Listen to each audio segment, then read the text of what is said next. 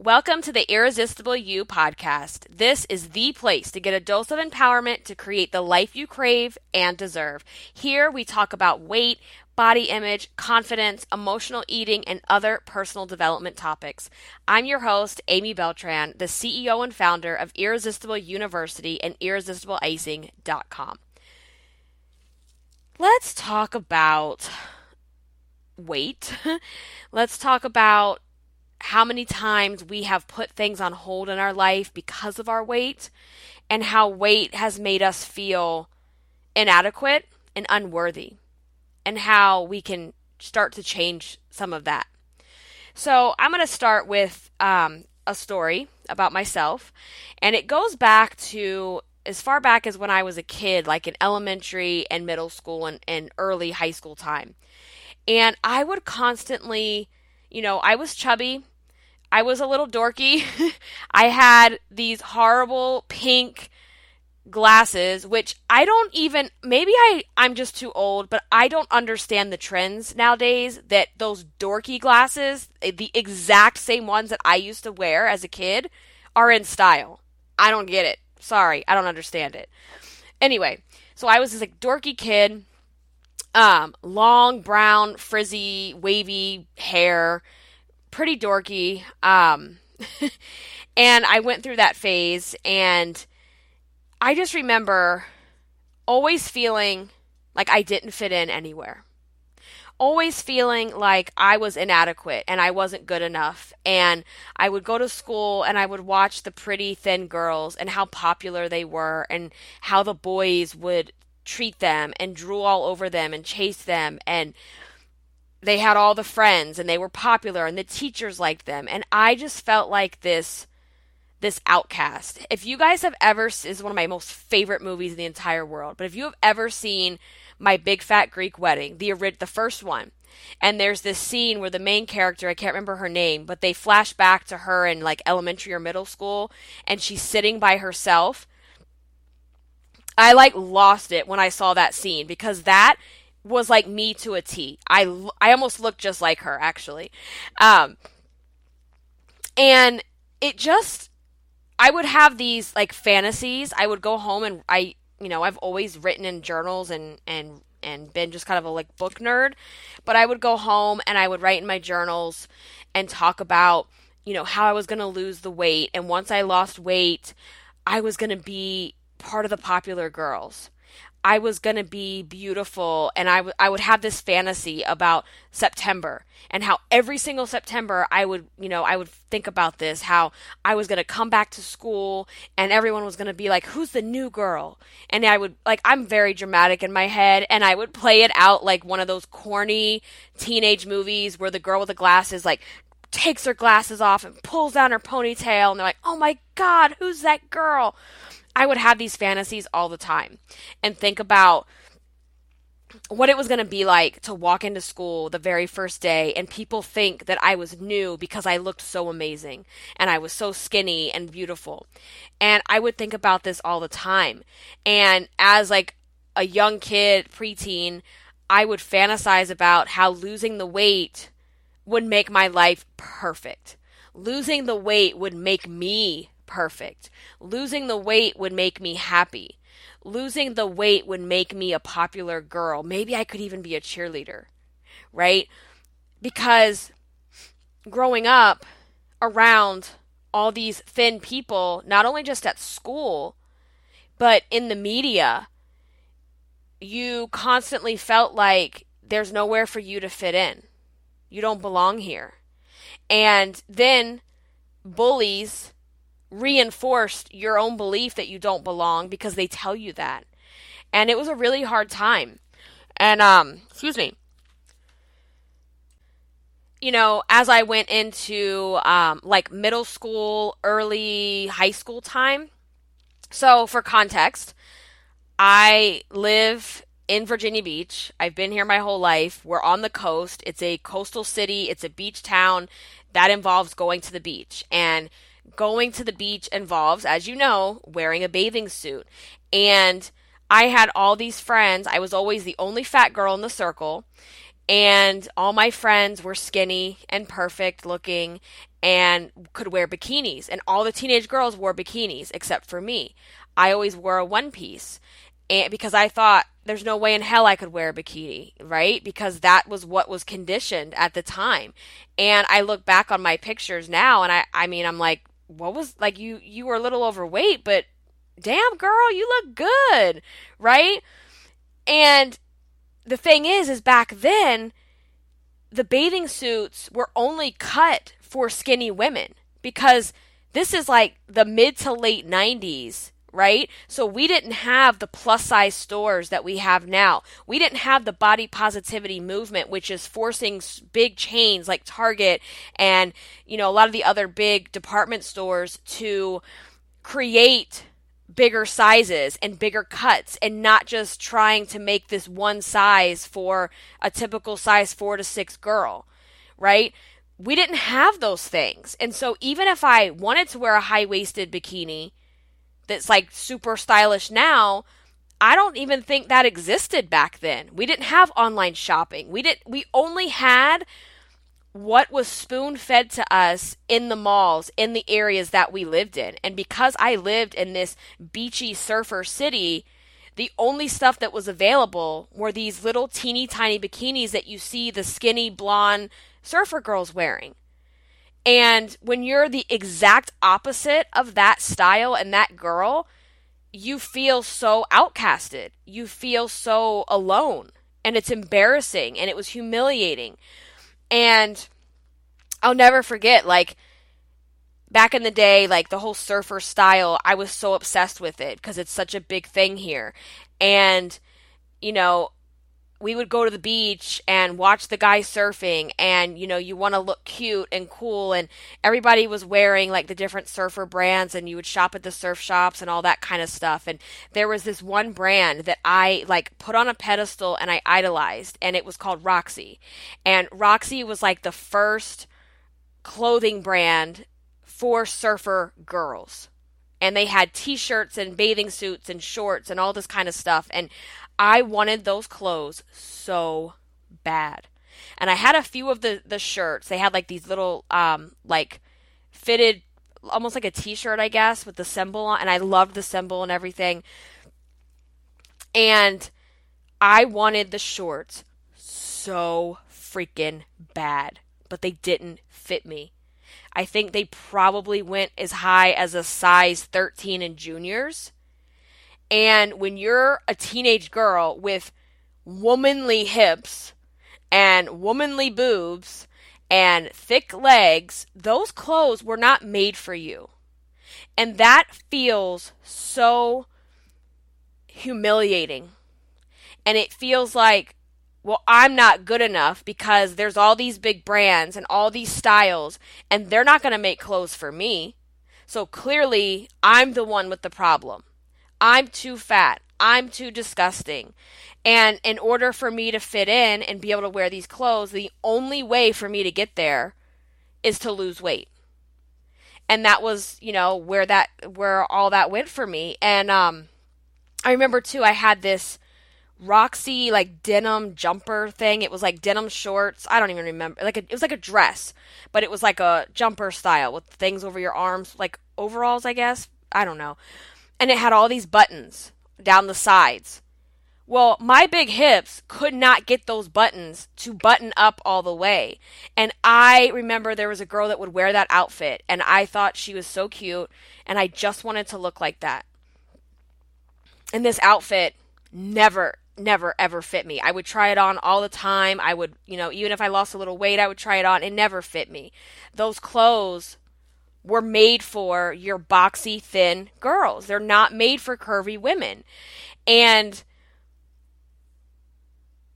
growing up in that time frame in the 90s, we didn't have the body positivity movement. We didn't have Ashley Grahams and all Tess Hollidays and all these like awesome kick-ass body positivity plus size women to look up to. We only had what was given to us through the media. And back then it was here's me, this little chubby girl who doesn't fit in anywhere, reading 17 magazine and looking at, and honest to God, I think at the time they used to call the supermodel trend like the heroin look. Like seriously, like gaunt, super thin, almost looks sick, like skit. That's like what was in. And so you're seeing that in magazines. You're surrounded by all these like thin, perfect little surfer girls in your area. And then you're watching MTV, idolizing what's on MTV and watching, what was that dancing show with that guy Eric? I used to watch it all the time and I was like, oh my God, I want to go on this show.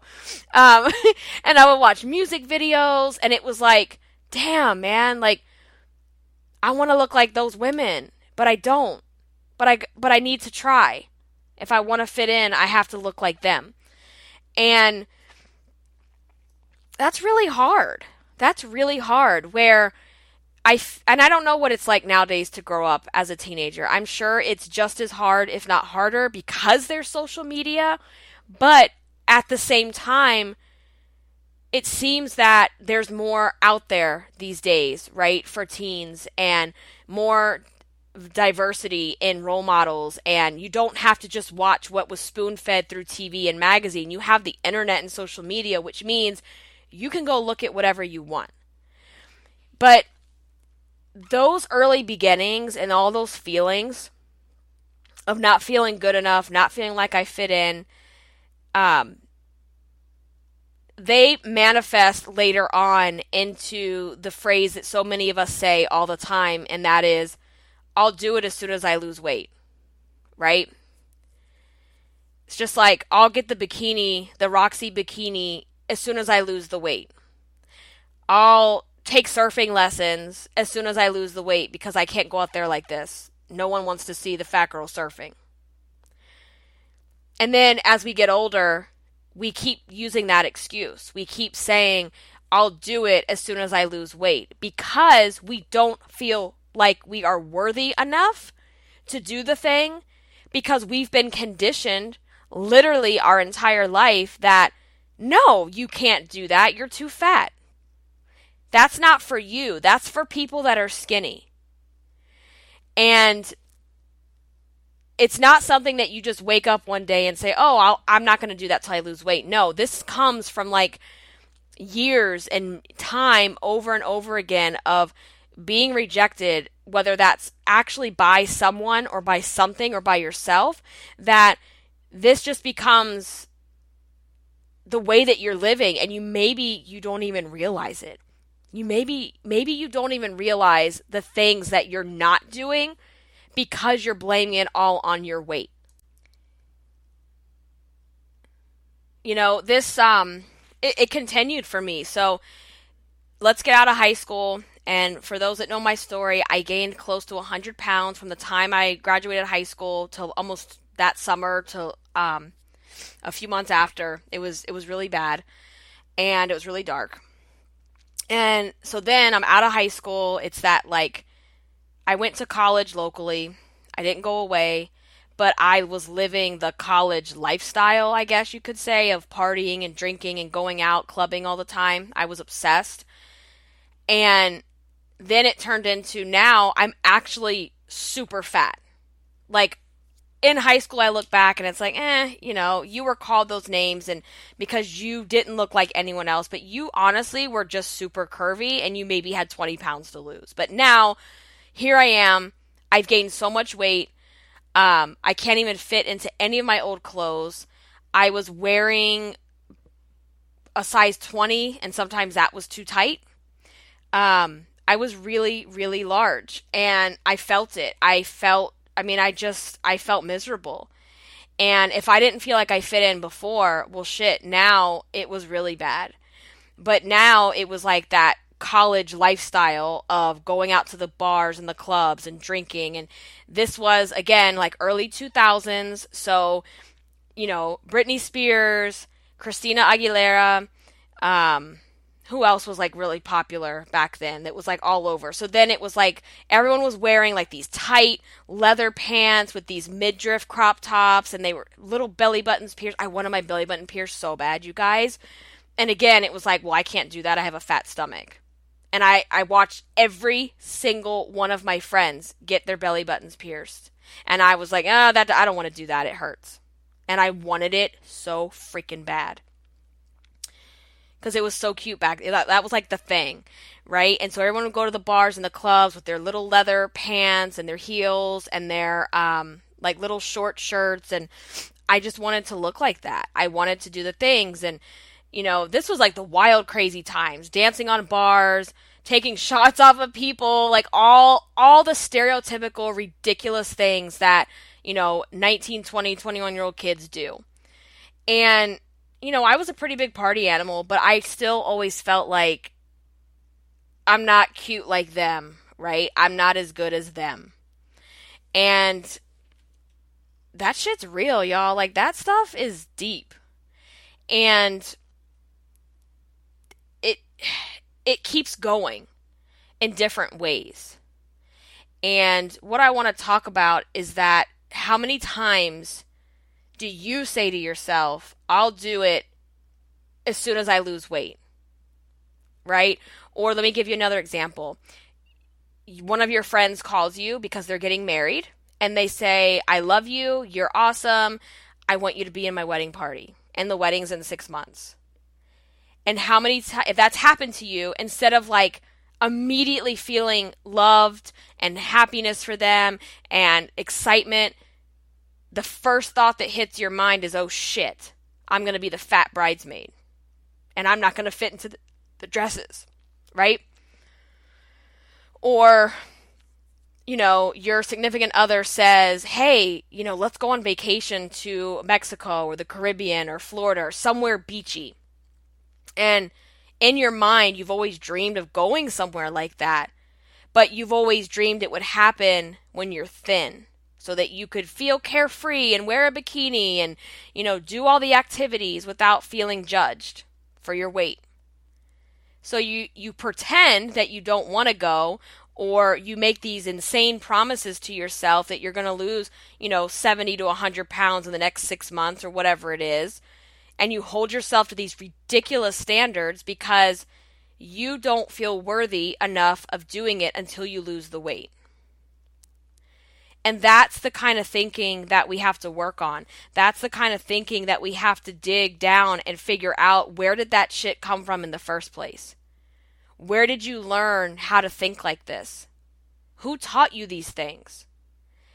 And if you can start uncovering where it came from and how you got there, then you can start working on it. Because what happens is we see ourselves, we go, oh my God, I'm so fat, I need to lose weight. And we go on, you know, so-and-so's fad yo-yo diet, and we go on this extreme exercise plan or what have you, and what ends up happening is we might lose the weight because we're just so focused on it. We're focused on the food and the exercise, and that's it. But what we don't focus on is everything that got us to that number in the first place. Because in most cases, you didn't just get there because you were, you know, you loved eating. Some people, that is the case, yes. But being overweight is quite often a symptom of something else that's going on. And it's usually something emotional. And so if you keep asking yourself, or keep telling yourself, I'll do it as soon as I lose weight, I want you to question why. What's stopping you now? What's stopping you now? And I totally get it. I totally get that if you are overweight and you feel fat and you see yourself and you don't have the ideal body that you want, I completely understand that it feels impossible to go from that feeling to, okay, I'll put on a bikini. Okay, I'll go on that vacation. I get that. It's not that easy. It does take some work with yourself and talking to yourself and the mindset and all the shifts, the mindset shifts that you have to do, because you didn't get here overnight and you're not going to get to that better place overnight either. And so think about, though, how many opportunities you've missed, how much time you've wasted because of your weight. because of how you feel about your weight, right? And, you know, even at my, at points and times in my life where there's certain clothes that I want to wear, for example. And nowadays, that's really not an issue anymore because there's so many different brands and stores that cater to, size 12 and up and have different cuts, and we're no longer feeling excluded. In store, there's still a problem. We have to admit, in the malls, in the stores, we still have a problem. But I used to feel like nothing, like when I would gain, let me go back and use this example. I'm kind of blabbering. When I gained all my weight after high school, none of my clothes fit me. And when I tell you none of them, I literally mean none of them. My, cute jeans from, remember, Express and Limited, they didn't even go over my knees anymore. My cute shorts from Lerner, now New York and Company, I had all those clothes. They didn't go over my knees. I had nothing to wear, which meant I had to go buy new clothes. And now I'm having to go buy clothes literally now in the plus size section, which I had actually never had to do before. I was right on that border of the high junior sizes. And now I have to literally go in the women's plus size section. And I was humiliated because it's this small little section that everyone can see you walking into, that you're forced to go into because it's not just laid out with the other clothes, which that is a topic for another day because I still to this day believe that's just discrimination, that we have to have plus size sections. It's bullshit. Anyway, so I didn't want to buy new clothes because I didn't want to see a size 20 or a size 22 because that made me feel like it was real. That made me have to admit that I had gained that much weight, that was my real size. And so I didn't want to buy those sizes because I felt that if I buy that size, it means I'm giving up on ever getting back down to another size. Does that make sense? And I think this happens quite often where, maybe we've put on some weight and we need to buy the next size up. And if we buy the next size up, the clothes look amazing on us. No one knows the number in the pants. No one knows the actual size but us. And you're going to feel better, look better, and be more comfortable. But we feel that we're giving up and just accepting this is where I'm at now. And nothing's going to change because now I'm catering to it. Now I'm giving in and I'm allowing myself to wear these clothes so I can be comfortable at this size. And we tell ourselves, you shouldn't be comfortable at this size, you nasty fat pig. That's what we tell ourselves. We tell ourselves that because we don't want to feel like we are going to wear these. We think we're going to be in this size forever if we buy the size. And all of that to say, you don't need to lose weight to feel worthy. You don't need to lose weight to feel confident and to love yourself. And you shouldn't lose weight just so that you can, in your mind think, well, if I just lose weight, I'll feel happy. You should do it because you love yourself, because you already feel confident and worthy, and you feel good enough that you want to take better care of your body. And on the other hand, I want to say that if you want to lose weight, there's nothing wrong with that. And this is such a hot topic for me because there's a lot of people in the body positivity space that are against weight loss. And I'm not against it. I'm on my own weight loss journey. But I'm approaching it now from a place of love and not from a place of hating myself and dieting myself into the size that's considered acceptable so that I can fit into the little Roxy Surfer Girl bikini. I'm not doing that anymore. I'm doing it because I want to do it. And I'm doing it for myself because weight can impact our health. and it can impact how we feel physically. And so that's a big deal to me. So, but you have to find a place to love yourself and to say, okay, this is where I'm at. I know that I got here. I don't want to stay here. But while I'm here, because you're not going to lose all the weight in a couple days or a couple weeks. So you have to say, while I'm here, I'm going to treat myself like a human being that's worthy.